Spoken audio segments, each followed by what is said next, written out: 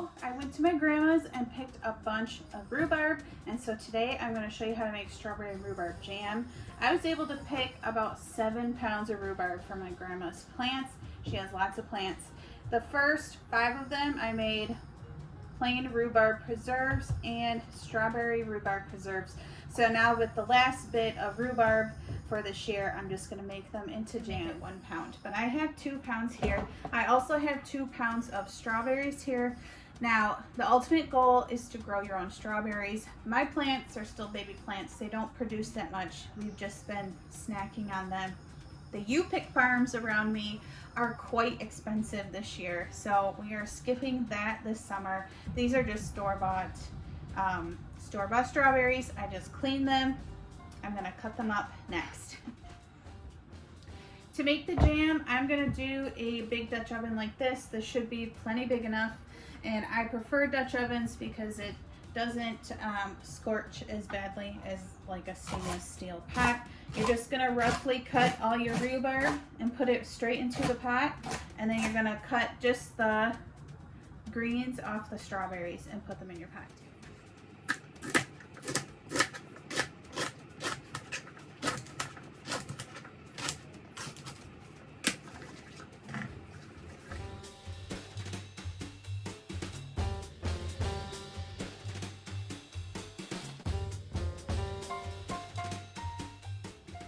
So this is a water bath canning recipe.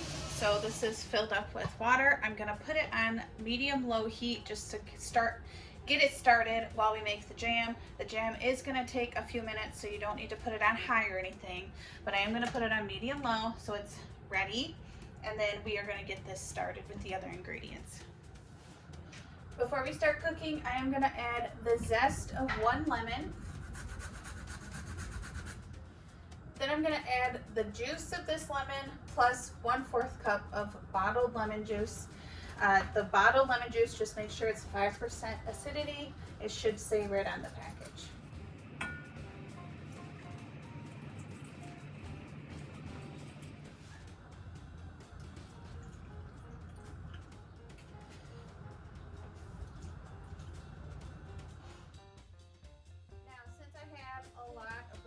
I'm probably going to need more sugar, but I'm going to start with 3 cups.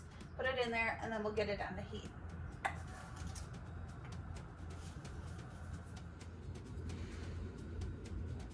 All right, so things don't stick to the bottom of the pan. I'm going to add 1 cup of water. I got it set to medium heat. I'm going to give it a big stir.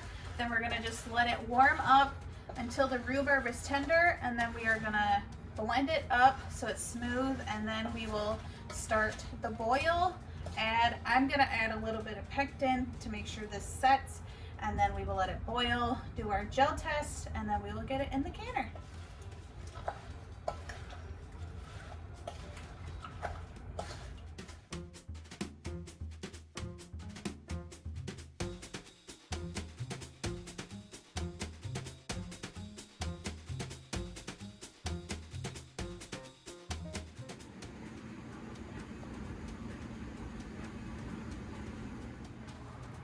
So it's all nice and blended. Please blend slowly.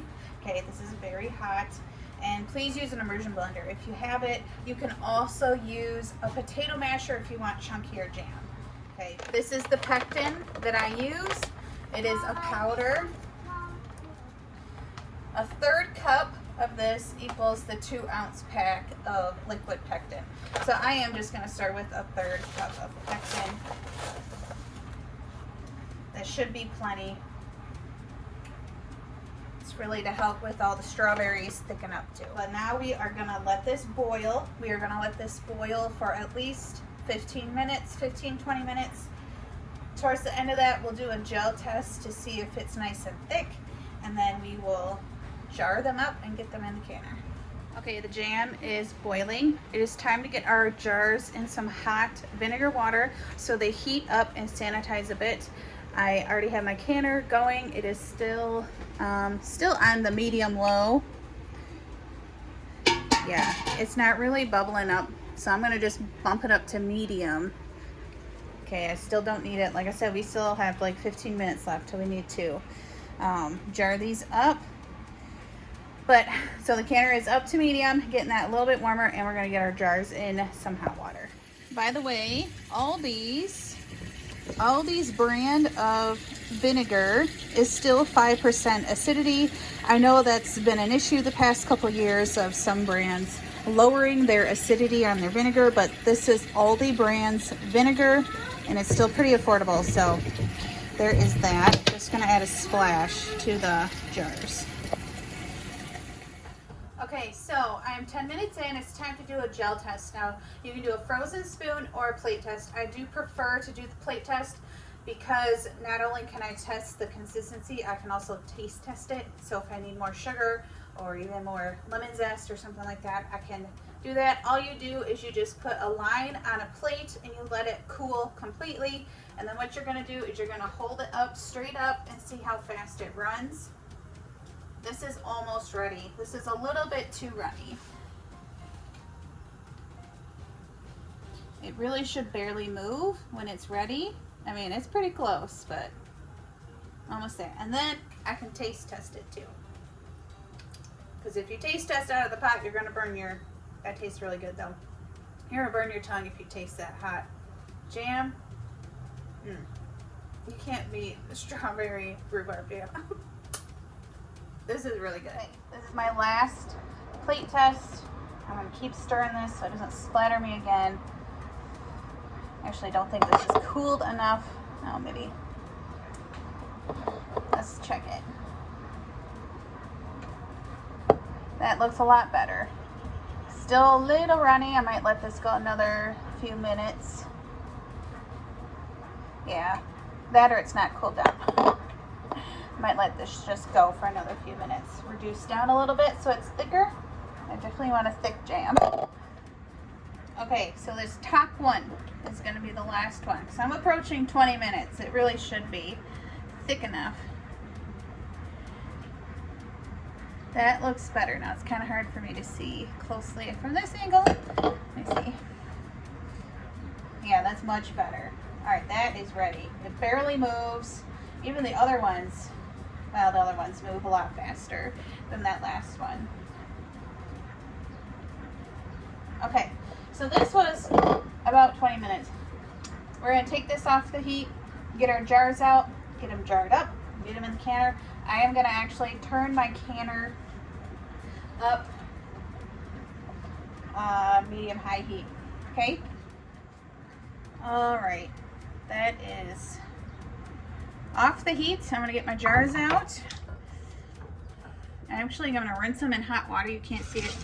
I have like 0 counter space in this little corner. It's okay though. I can still get tons of stuff done over here. Just rinsing them in hot water, kind of get any of that vinegar off of it.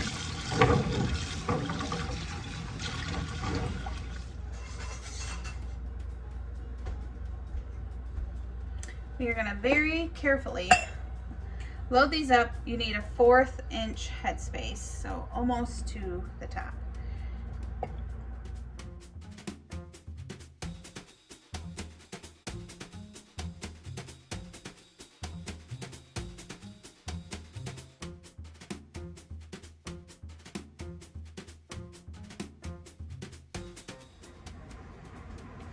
Okay, so that gave me 8 jelly jars worth, which is fantastic. I am just gonna wipe the rims, make sure they're really clean, then I'll get my lids and bands on, and then we will finally get them in the canner.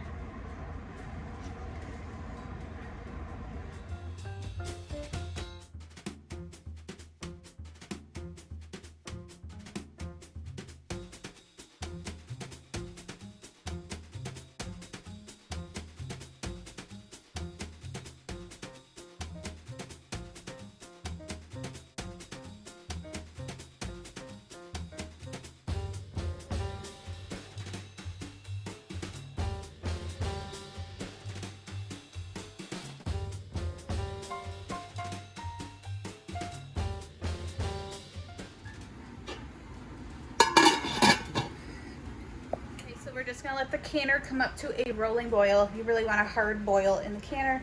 You're gonna water bath can these for 10 minutes.